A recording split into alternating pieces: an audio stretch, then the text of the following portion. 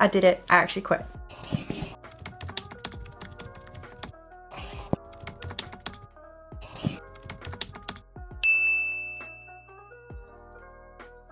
So while I quit my job in audit, I haven't actually left the firm. I have internally transferred within my own firm into essentially what is an arm in tech consulting. In this video, I'm basically going to cover my background in audit and why I decided to leave it behind, how I navigated this internal transfer and what I did to essentially get this new job, the consulting job and what it entails, how it's maybe different to other consulting jobs, and how I utilized my experience in audit to get this job. So number one, why I decided to leave audit. By the time this video is out, there's hopefully a video on my channel about the expectations versus the reality of my job in audit and my experience, and a lot of the negative things I spoke about in this video were the reasons that I decided to transfer out of audit. These negatives for me, apart from the work-life balance one, will not apply to every single person. For example, the biggest driver for me was how prescriptive audit was. There was not really much room to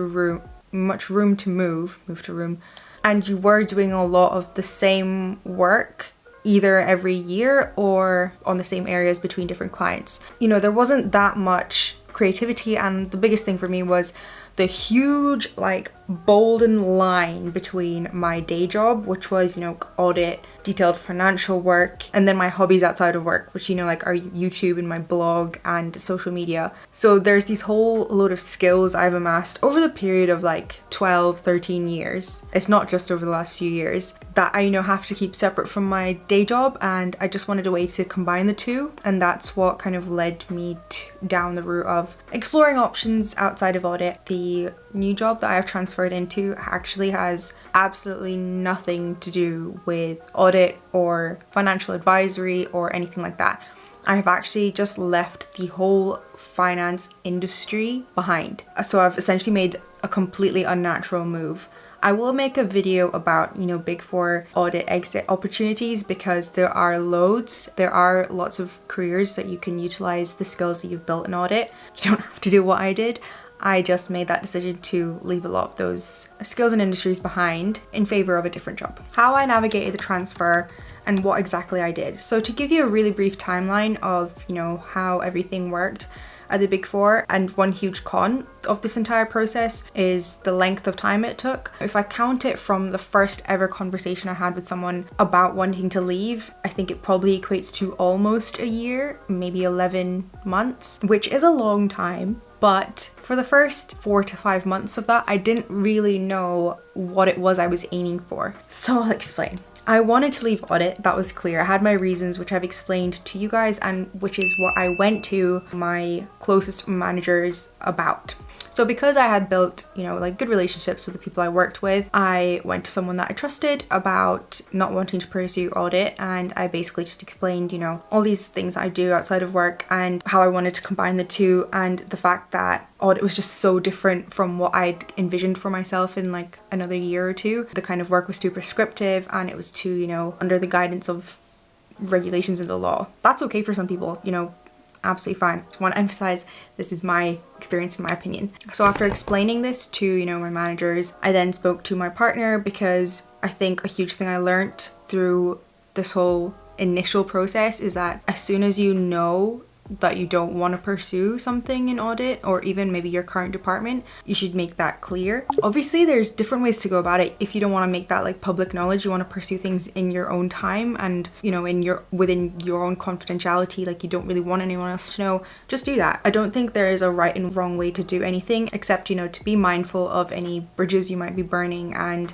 being as honest as you can with people. Because if there's an element of, you know, like respect and trust that you give someone else, you'd hope that they would give that back. So once I spoke to my partner about what I wanted to do, he reached out to someone in his network and put me in contact with someone that I could chat to in a different department. And from that point onwards, it was just loads of different conversations with people in different departments, not only within my firm, but within the consulting industry that I knew I wanted to work in, to give me an idea of, you know, like what was actually out there. Because I'm sure you'll know, consulting is such a huge umbrella of service lines, arms, functions, industries, and that it's really hard for someone at my stage where, I wasn't really a grad anymore. I was going in as an experienced hire. It's really hard to understand, like what the actual job is that I wanted to do. So it was just a case of having loads of conversations with different people, loads of informal coffee chats over Zoom, because that was during the height of the pandemic in the UK. It was those conversations and, like a collaborative team effort, with the people I was speaking with, that led me to a role that was available within my firm and the department that I wanted to transfer into. And then when that role became available, I just did more research. I reached out to people who did that role already. I looked it up on YouTube because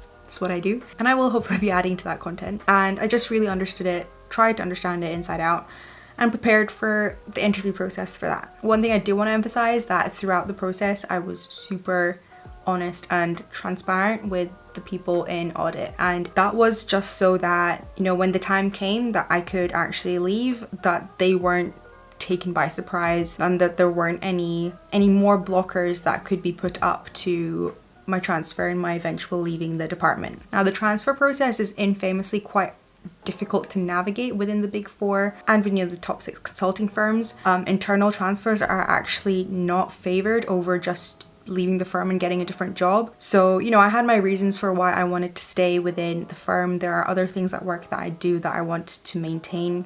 And my conversations with colleagues who've gone through the internal transfer process have said they've had a different stages and conversations with people to me. So I don't think there's a one-size-fits-all approach to navigating an internal transfer within these firms. I think it's a case of having really honest conversations with people that you trust. If you don't have people you trust, maybe start to build those relationships up and take it from there. My consulting job and what it entails. So my job is within the sphere of management consulting. As I mentioned earlier, it's a huge umbrella. Even the definitions of the different areas, sectors, and service lines vary from firm to firm, which does make things a bit more confusing.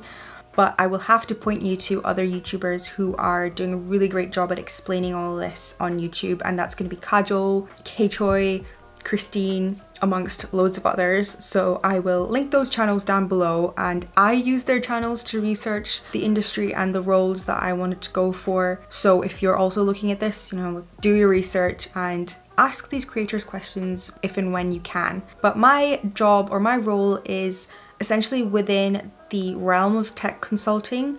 It's almost working in tech, but the consulting side of tech. So I'm on teams that build either elements of apps and websites and generally just, digital products, focusing on the customer experience. The role I'm in is definitely less involved with strategy and operations consulting and is under the tech consulting umbrella, from my understanding.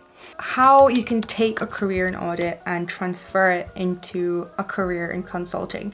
It is not impossible, first of all, through my research, not only on YouTube, so outside of YouTube, Reddit forums, Quora, there are plenty of people that have moved from audit to consulting, and most of the transfers or moves that I saw were more natural moves. So if you take the financial knowledge and expertise that you've built in audit and translate that into a financial consulting role, there are so many jobs available to you, so many different sectors available where you can still use a lot of the stuff that you've built up through studying for the CA and also just doing your day-to-day client work that you can use in your new job. But as I mentioned earlier, I decided not to do that, just decided to make life harder for myself. I was able, and I was a very strong believer of the core skills, the core soft skills that you got in audit.